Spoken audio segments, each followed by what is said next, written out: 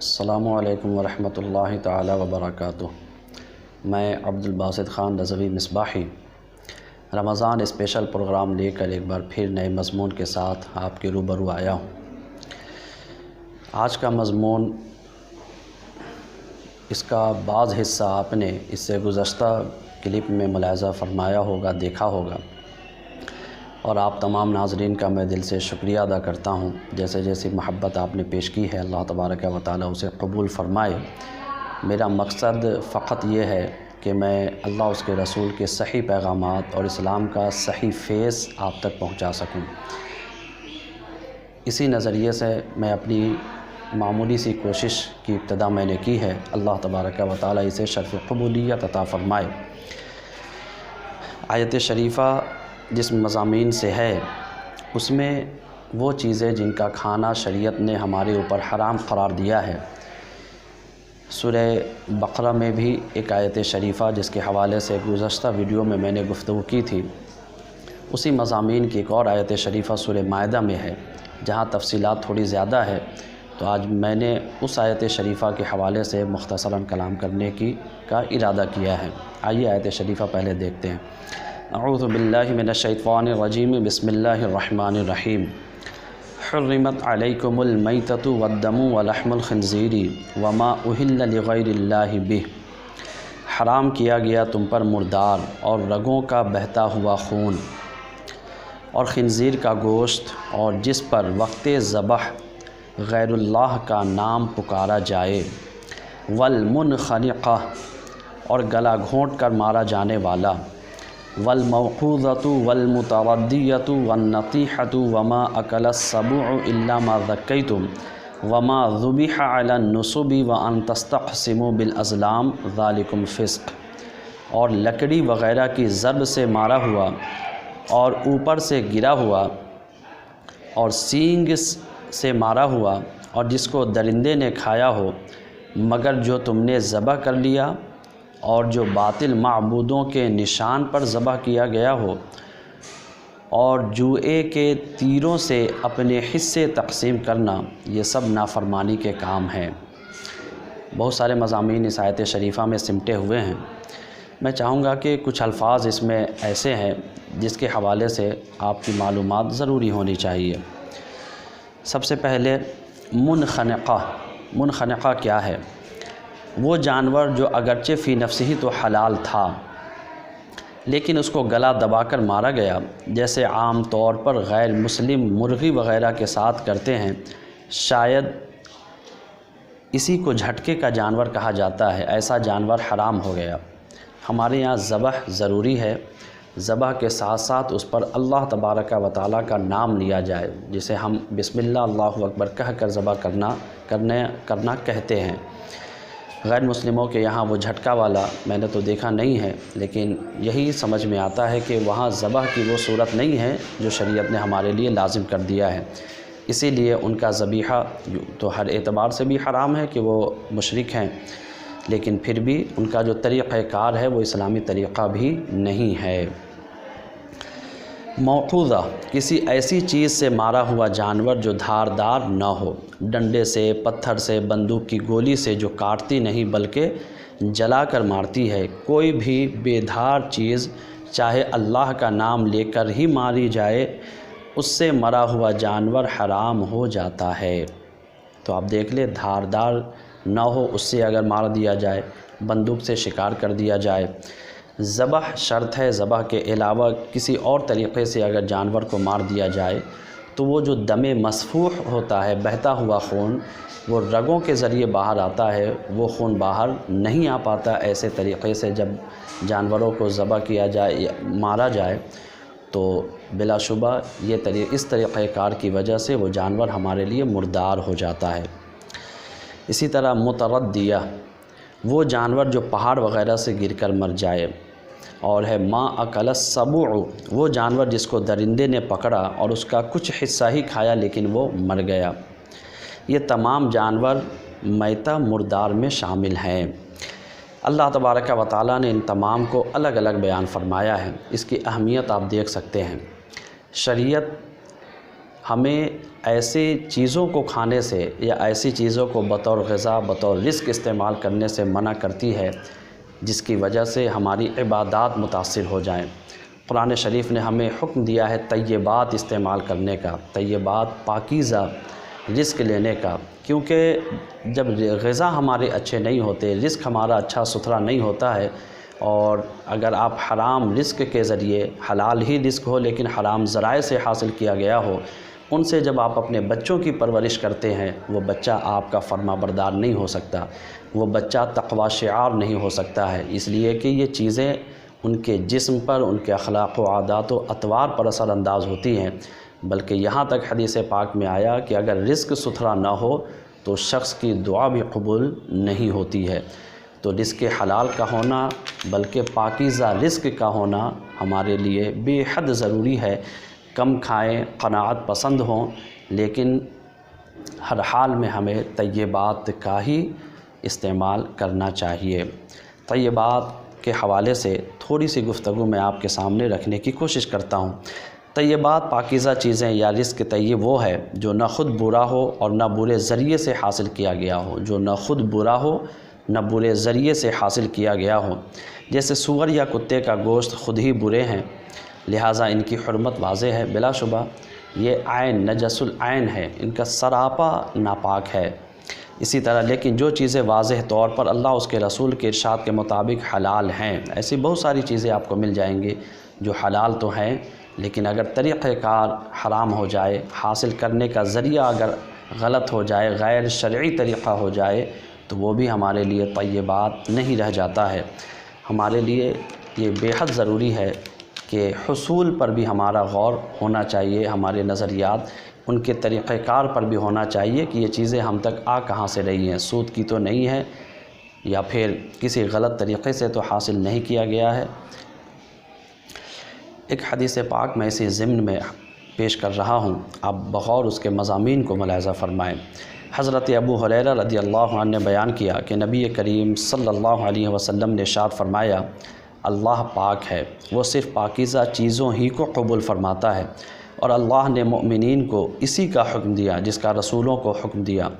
بس فرمایا اے رسولوں کھاؤ پاکیزہ چیزوں سے اور نیک کام کرو، اور فرمایا اے مسلمانوں کھاؤ پاکیزہ رزق سے جو ہم نے تمہیں دیا۔ پھر آپ نے ایک ایسے آدمی کا ذکر کیا جو لمبا سفر کرتا ہے، اس کے بال بکھرے ہیں، چہرہ غبار آلود ہے، اس حال میں وہ اپنے ہاتھ آسمان کی طرف اٹھا کر پکارتا ہے، اے رب اے رب، حالانکہ اس کا کھانا حرام ہے، اس کا پینا حرام کا ہے، اور اس کا لباس حرام کا ہے، اور وہ حرام ہی سے پالا گیا ہے، تو ایسے شخص کی دعا کس طرح قبول کی جا سکتی ہے؟ اللہ اکبر۔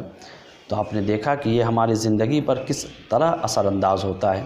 انسان بسا اوقات اپنے اعمال کی بنیاد پر فرشتوں سے بھی ممتاز ہو جاتا ہے۔ ایک وقت وہ بھی اس کی زندگی میں آتا ہے کہ فرشتے خود اس کی زندگی پر رشک کرنے لگ جاتے ہیں، لیکن یہ کب ممکن ہو پائے گا؟ اس کی ابتدا یہ ہے کہ ہمارا رزق جو ہے وہ پاکیزہ ہونا چاہیے۔ دل کو ستھرا رکھنے کے لیے قرآن کریم میں اللہ تبارک و تعالیٰ نے ارشاد فرمایا کہ اپنے آپ کو ستھرا کرو، دل کو پاکیزہ کرو۔ پاکیزہ رزق جب آپ لیتے ہیں تو جسم کے اندر یہ جو دل کا ایک ٹکڑا ہے یہ پاک و صاف رہتا ہے، یہ پاکیزہ رہتا ہے، اور جب یہ درست ہوتا ہے تو پھر یہ ہمارے جسم پر اثر انداز ہوتا ہے، یوں کہ ہمیں عبادات میں لذت ملا کرتی ہے، ہماری دعائیں اثر انداز ہوتی ہے، ہمارے دعائیں پھر رد نہیں ہوتی اللہ رب العزت کی بارگاہ سے۔ تو دل کا ستھرا ہونا یہ ضروری ہے۔ یہیں پر میں ایک اور بات آپ کے سامنے پیش کرنا چاہتا ہوں۔ ایک ہے وما اہل بہ لغیر اللہ، عام طور پر ہم یہ سمجھتے ہیں، اور ایک اختلاف بھی لوگوں کے درمیان رہا ہے، کہ جو جانور کسی بزرگان دین کے نام سے منسوب کر دیا جائے، خاص طور پر یہاں وہ اس لفظ کا تذکرہ بھی اللہ تبارک و تعالیٰ نے فرمایا کہ جو بتوں کے نام پر نسب کر دیے جاتے ہیں، تو ان دونوں کے درمیان فرق آپ سمجھ لیں۔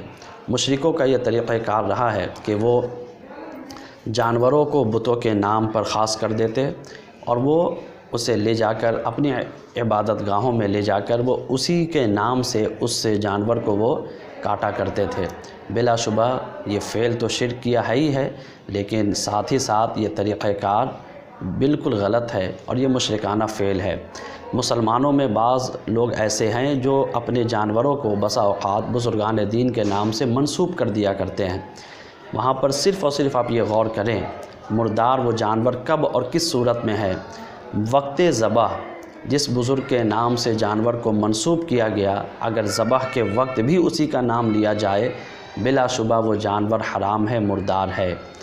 اور اگر وقت ذبح اللہ تبارک و تعالیٰ کا نام لے کر بسم اللہ اللہ اکبر پڑھ کر اگر ذبح کیا جائے، اس میں کوئی قباحت نہیں ہے، بلکہ میں ذمہ داری کے ساتھ یہاں تک کہنا چاہتا ہوں کہ جو جانور بتوں کے نام سے منسوب کر دیے جائے، اگر اس جانور کو بھی اللہ تبارک و تعالیٰ کا نام لے کر ذبح کر دیا جائے تو وہ بھی ہمارے لیے جائز ہے، اس کا کھانا بھی ہمارے لیے درست ہے۔ تو یہ بالکل آپ یاد رکھیں کہ کسی کے نام سے منسوب کر دینے کی وجہ سے وہ جانور ہمارے لیے حرام نہیں ہو جاتا، ورنہ یہ اعتراض لازم قربانی کے جانوروں پر بھی آئے گا کہ اسے ہم خاص ہی کر دیتے ہیں کہ یہ فلاں کی طرف سے یہ قربانی پیش کی جائے گی، تو وہاں پر بھی منسوب کرنا ہوگا۔ اور بالکل وہی طریقہ کار کسی بزرگ کے نام سے ہم رکھ دیتے ہیں کہ 11ویں شریف میں یہ بکرا ہم کریں گے، محرم شریف میں ہم یہ بکرا ہم امام علی مقام کے نام سے کریں گے، تو ان کے نام سے کرنے کا مطلب یہ نہیں ہوتا کہ وقت ذبح ان کا نام لے کر ذبح کیا جا رہا ہے۔ بدگمانی سے بچنا چاہیے۔ اللہ تبارک و تعالیٰ نے منع فرمایا، یا ایھا الذین آمنوا اجتنبوا کثیرا من الظن ان بعض الظن اثم، اے ایمان والو اجتناب کرو، پرہیز کرو بدگمانی سے۔ اللہ تبارک و تعالیٰ ہمیں کسی مسلمان کے تعلق سے بدگمان ہونے سے بچائے۔ تو یہ کلیئر ہو جانا چاہیے کہ وقت ذبح اگر غیر اللہ کا نام لیا جائے، وہ جانور ہمارے لیے مردار ہے، حرام ہے، اور کوئی بھی جانور اس پر جب اللہ تبارک و تعالیٰ کا نام لے کر ذبح کیا جائے اور شریعت نے اس کا کھانا ہمارے لیے حلال رکھا ہے، تو اس میں کوئی قباحت نہیں ہے، وہ مردار نہیں ہے، وہ حرام نہیں ہے۔ پھر بھی میں تھوڑی سی ڈیٹیل مردار جانور کے حوالے سے آپ کے سامنے رکھنا چاہوں گا۔ میتہ، مردار وہ جانور جو اگرچہ فی نفسہ ہی حلال ہو، لیکن شریعت کے مطابق اسے ذبح نہ کیا جائے، جس کا طریقہ شریعت نے متعین کر دیا ہے کہ حلال جانور کو دھار دار آلہ سے اس طرح کاٹا جائے کہ اس کی وہ چار رگیں کٹ جائیں جن سے سانس لی جاتی ہے، غذا معدے میں جاتی ہے جس کے ذریعے سے، اور 2 رگیں جن میں خون جاری رہتا ہے، 4 ہے، 2 کے ذریعے سے معدے میں غذا جاتا ہے اور 2 کے ذریعے سانس لی جاتی ہے، خون جاری رہتا ہے۔ نیز وقت ذبح اللہ کا نام لیا جائے، پس جو جانور اس کے علاوہ کسی بھی طریقے سے مارا گیا وہ میتہ یعنی کہ مردار ہے، حرام ہے۔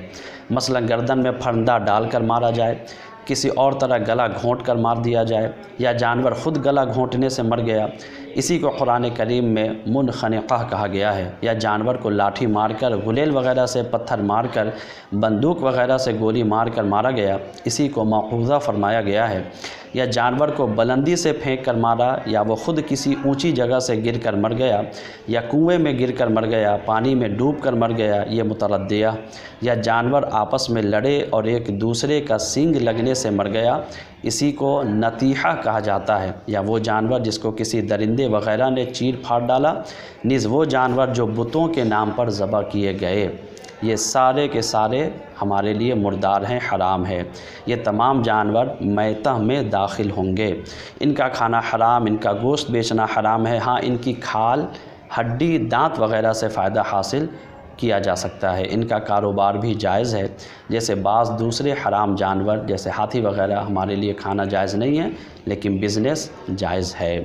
اچھا، یہیں پر دلچسپ باتیں میں ایک اور عرض کر دوں آپ کے سامنے کہ 2 مردار اور خون بھی ایسے بھی ہیں جن کا کھانا ہمارے لیے جائز قرار دیا گیا ہے۔ حدیث پاک ابن ماجہ صحیح 6 کی حدیث پاک ہے، عن ابن عمر قال قال رسول اللہ صلی اللہ تعالی علیہ وسلم احلت لنا میتتان ودمان، المیتتان الحوت والجراد والدمان الکبد والطحال۔ حضرت ابن عمر رضی اللہ عنہ بیان کرتے ہیں کہ حضور علیہ السلام نے فرمایا، ہمارے لیے 2 مردار جانور اور 2 خون حلال کیے گئے ہیں۔ 2 مردار کون کون ہیں؟ مچھلی اور ٹڈی، اور 2 خون کون ہے؟ کلیجی اور تلی۔ ان کا کھانا ہمارے لیے جائز رکھا گیا ہے۔ مچھلی میں وہ مچھلی جو پانی کے باہر اگر مرے اس کا کھانا بلا شبہ جائز ہے۔ کتابیں ہمارے سامنے موجود ہے جہاں یہ مذکور ہے کہ وہ مچھلی جو پانی کے اندر مر جاتی ہے اس کے کھانے سے ہمیں احتراز لازم ہے۔ اور بھی باتیں ہیں شکاری جانور، یہ ایک ایسا مضمون ہے جسے میں نے چاہا کہ باضابطہ اس پر ایک الگ ویڈیوز بنائے جائیں، اور ہمارے درمیان ایسے بہت سارے احباب ہیں جو شکار کا شوق رکھتے ہیں، تو ان کی الجھنیں بھی انشاءاللہ آئندہ ویڈیو میں دور ہو جائیں گی کہ شکار کی کس کنڈیشن میں ہمارے لیے اس سے شکار کیا ہوا جانور یا پرندہ ہمارے لیے کھانا جائز ہے اور کس صورت میں ناجائز ہے، حرام ہے۔ انشاءاللہ اگلے ویڈیو کا انتظار کریں اور اسے دیکھیں، اپنے احباب تک پہنچائیں تاکہ آپ کے ساتھ ساتھ وہ بھی اس سے استفادہ کر سکیں۔ السلام علیکم ورحمۃ اللہ تعالی وبرکاتہ۔